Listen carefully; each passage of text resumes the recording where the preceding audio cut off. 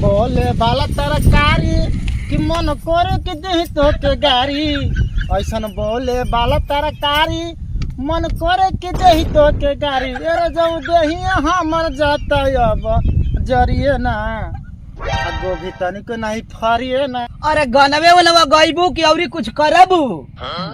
का हम करी है हेती हेती हेती हेती तो गोभी फूल ले ले बा। का हम करी देख के तो हमर जीव झमा गई। आ कहा कर दल सब बड़की बड़की गोभिया मेरे। अरे ही धरावा सरे गजरो बोले बन हो। हां गजरा ई लौकत अखिया में है तो घास बाई नहीं खेलौकत। अरे मत का बार हो। क्या हो बाबू? अरे हो हरिया कलेरा ने साफ करे के हौसो है के ना। अरे बाबू बड़के बड़के गोभिया त का बारा तनी। अरे बड़का बड़का गोभिया का बारा तलो तो जे कर हा वो करो के ना चाहेला वो करो के ता तो हरा का लागता। आई आधा गोभिया उनके दिया ही ना।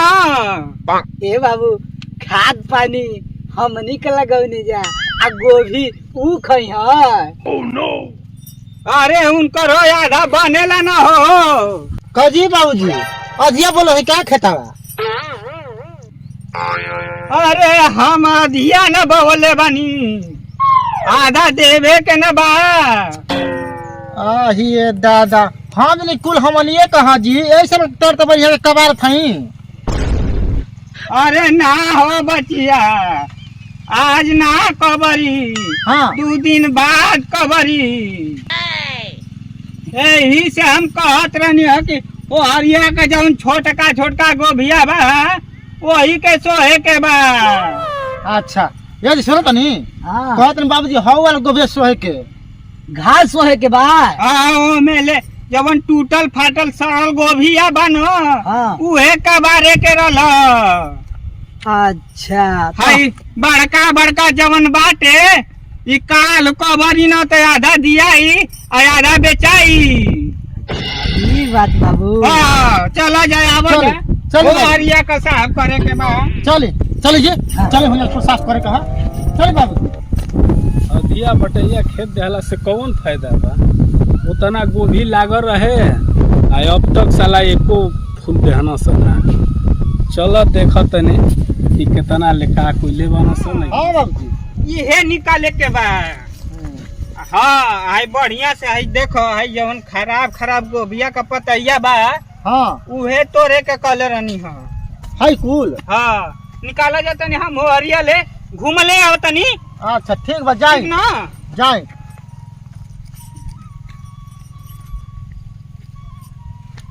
ई बेरवा संझिया को पकौड़ी बनावे खातिर के आ गोभिया तोड़ लिए थी त ना ठीक रही। पकौड़ी बना पकौड़ी नहीं त मुंह भइले पकौड़ी खाए खातिर कामे जे लिखे लोग पकौड़ी खाए के लोग त ढेर। ये देखा मन कइले बा तनी गोभी का पकौड़ी खाए का। देखा तू जे तोले का बार हम आवा तनी खेतवा में ले 2 धान का बार ले तो हो जाई। जाए जाओ मैं टोन कर। ई पोपा यही की खबा। अरे अरे अरे अरे घुरा हुआ का लइका है ई का रे? का अरे हई कुल कबर ले बाला सब कुल गोभी आ रहे लागल गजिम। हैं का कोइले वाला सब कबार के 1 2 3 4 है खाली खाली हो का कोइले हो। हां देखे तो अरे ई कुल कबार के हाउ कबर ले बा हई कबर ले बा हई कट ले बा कुल काट कबार के ले जाके खा तो रस अपन है ना ए भैया। हां ई चढ़ले हई सब भैंस गोरु ना। अब हसुआ के कटला ने हम चरले ई सब भैंस गोरु अब हई कबारत रहले जा। अरे तही खराब न रहल हमें के कहनी ह कि आधा देवे के बा अभी मत कबार काल कबारल जाई।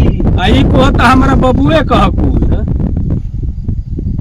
ना रे का को ए बाबू तब तू ही ले कहला कि हो जी गोभी रोपले बानी तो हम जने कि हमर बाबूए कहब कुल यही से कबारे लगनी है।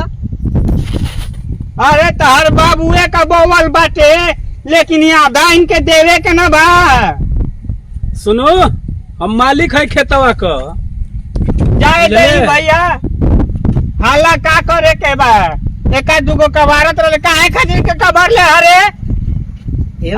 ए बाबू मन कइले रहल पकौड़ी खाए के, तो यही से चलिए नहीं। तो पकौड़ी खाए के रहला तो तोरा के हमारा के है ना जोह देवे के चाहिए कि चल तही मलिकार कबारे। ए हल्ला कोई बन जा का हाजी? अरे मालिक जाए दही, का हो जाए दही, गलती हो गई लेकर समाज में तोरा ना आवेला। बाबूजी काहे के मारते हो? का बात बोल बताइए। काहे के मारतलू है हर पूछो। हां बोली जी। अयोध्या गोभी तो हर ससुर के देले हैं। हां आइया आइल बा तो अकेले कबार के लेके जाइल चहल सतौले हम आ गई नहीं। हई देख हई कबारल बा, हऊ कबारल बा, हऊ कबारल बा, हई कबारल बा, हेजा कबारल बा। जाए दही ना मालिक, छोड़ी। एगो फूल गोभी हमारा घरे ना पहुंचल। बताओ अधिया जब खेती दियाला तो मालिकों के आधा दियाला कि अपन ही खाली खवाला? वो तो बात सही को मार कोड़ के आपका पूरा धान खा कर बन गया। हमने का एगो गोभी कबार के लेके गोल बन अरे जाए दो, देखता घुरा हुआ ना। अरे जाए तो का अरे मालिक कहतनी ना, आजकल को लइकन पतो अपन मत जाई। पहले में अब में बहुत का फर्क हो गइल बा। आप लोग का तंचियो ना आज सुनिया के का। बाद एक खेत पर बेटा पतो ना आवे के चाहिए। जाए दही मालिक, हम कहतनी ना। ए चलो जाओ ना ये एक बार और के खेत बटे हमें खेत मालिक। मिली ना। अरे जान तो एक पड़ाका पैबू ना, हाँ। तो ढगीला जाइबू। हां तो लेके करी आ कराई हम जाते। चले जी चले हम पकौड़ी बनाओ। तारा के मालूम बा आज इहे के दिन बाटे कि तू जिया तारू। अगर ना रही तो कहाँ ले चब तू?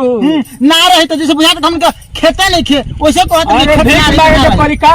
भचर भचर कोई लेवल का? भीख मांगे के पड़ जाई। रुकी मालिक, रुकी। रोवे तो भेज देता नहीं हमने के जैसे बुझाते ना। रोवे के देर से अरे समझाई बे, इनकर बाबू का आज क बीघा टोपर लिखले बना तोरा नामे रला, इनको 5 बीघा देले बड़न तोरा नामे कैले बड़न। तो ई बतावा बाबू, हम कौन बेजाई कर देली है? एगो गोभी कबार तरनी है तो चल जाए दे, बंद कर। ए मालिक छोड़ी जाए दे, चल तोनी के चल जा चल। से पहले जले चल माथा चल मत चल खराब। छोड़े निकल। चल, तोरा चल। के माना कैले रहनी है कि गोभी में मत हेली है, लेकिन तू मान ले है कहाँ? ऐसा कुछ गोभी में आग लगो तब हमन मर के वो खाए खातिर गोभी ए, चलो। जबान अरे। सुधार के बोल। जाए दे ई कैसन पतो है कि जबान नहीं जाए सुधार? दही मालिक, नहीं खास समझत न। आजकल के तो युग जमाना ऐसा हो गइल बाटे कि हम का ऐसा बात बा घुरहू कि ऐसे खेती ना होई। अगर ढंग नहीं, का खेती मालिक। ढंग का खेती करे के होई तो फिर अगला साल मिली, आ न तो अब खेत तो के अरे मालिक, आपे का सहारे हमनों के जिए के बा। एक आध गो कबार ले न सत जाए दही, माफ कर दी, हम डटबे न ठीक कही। बा। काल कटवा के ई गोभी आ कुल हऊ डीसीएम पर लदवा के आ भदौरा बाजार चल जाए के चाहिए। ठीक बा मालिक, हम चलत तनी। कल आके कटवा दिया जाई, आधा आप ले ले, आप बल कितन चीज ज्यादा ले ले, लेकिन ऐसे मत कही। आपे से हमनों के जिए के बा। अच्छा काल भदौरा चल जाए के चाहिए गोभी ला। ठीक बा चल जाई मालिक, आप जैसे कहब वैसे हम करे खातिर तैयार बानी। ठीक बा। अच्छा हाँ घुरहुआ एगो बात और बा। बोली मालिक। तोरा के तो खेत दे देनी, हम तो बनारस बानी। ठीक ठीक कहतनी। लेकिन आज तक हमारा घरे तू को फूल गोभी पहुँचौले वाले? अरे मालिक, अब वही तो ये कहू हमनो तर नहीं खे गई। फिर तू झूठ लगले बोले। वो तो कहत न सकी पकौड़ी खाए खातिर के हम माना कहनी है, लेकिन ना मन ना हस। छोड़ी वनी का बात के, आप जवन कहब हम करे खातिर के तैयार बानी। ठीक बा तो काल कट के भदौरा चल जाए के चाहिए, हम जाते हैं। चल जाई मालिक। ठीक। ऐसे ना तो खेती ले बानी, आज के बाद खेत मत ले जा वो आदमी के। ऐसे ना कोई खेत वाला होला। अरे का ये जिंगा हल्ला कैले बालू जा? आय हम माना करनी न कि मत कबरिया जगो भैया, 4 गो बात सुनवा देलू जा ना हमरो के।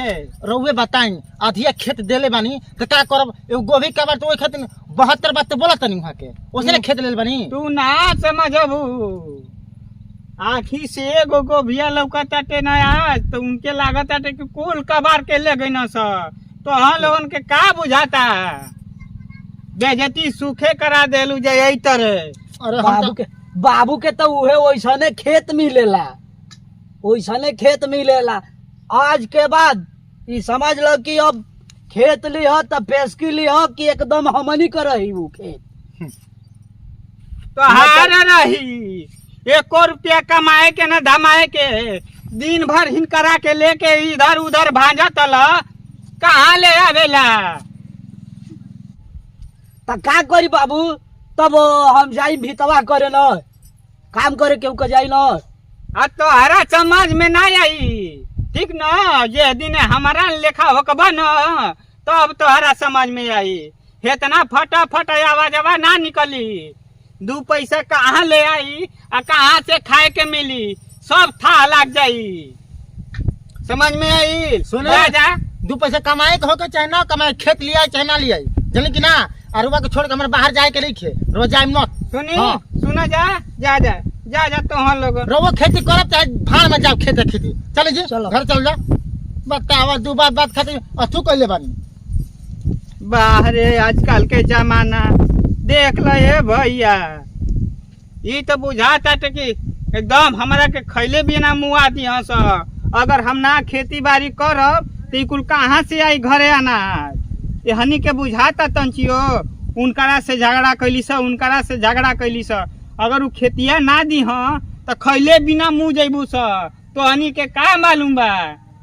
समझ में आई? जे दिन हम पड़ जाइम न हाई कुल छूट जाई ते दिन समझ में आई तो हनी के कि कैसे जिए के बा, कैसे का करे के बा।